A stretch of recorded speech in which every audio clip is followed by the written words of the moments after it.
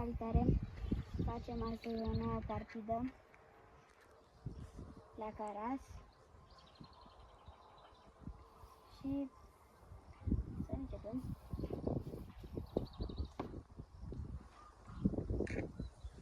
Da, am să gândesc. Să bag pe asta mai încolo.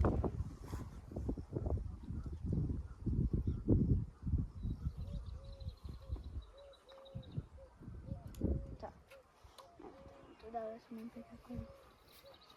Am prins un ten la fund mai devreme. Nu mare, ca palmă.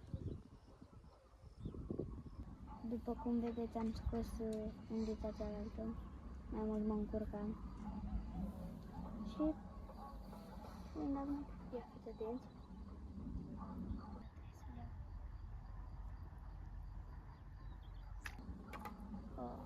Plecase cu ea și încet.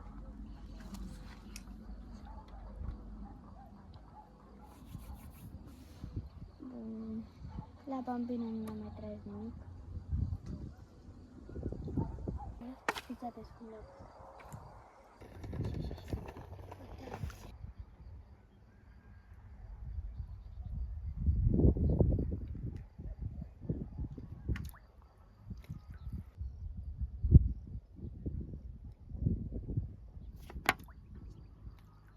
Uite-l.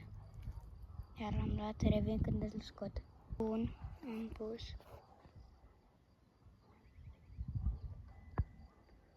Nu mi-a mai tras nimic ca la fund. La asta nu prea mi-a mai tras.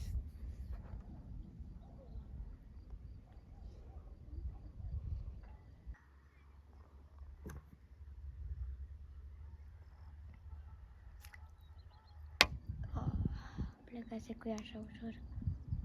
Opa. Pac.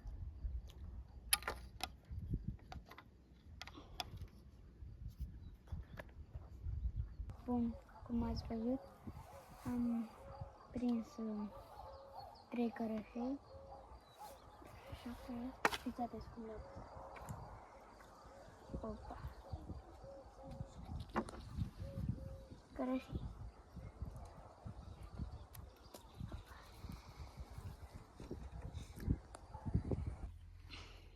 Bun, atât a fost partida de astăzi. Dacă v-a plăcut, dați voi acolo un like, un subscribe și revin cu alt video.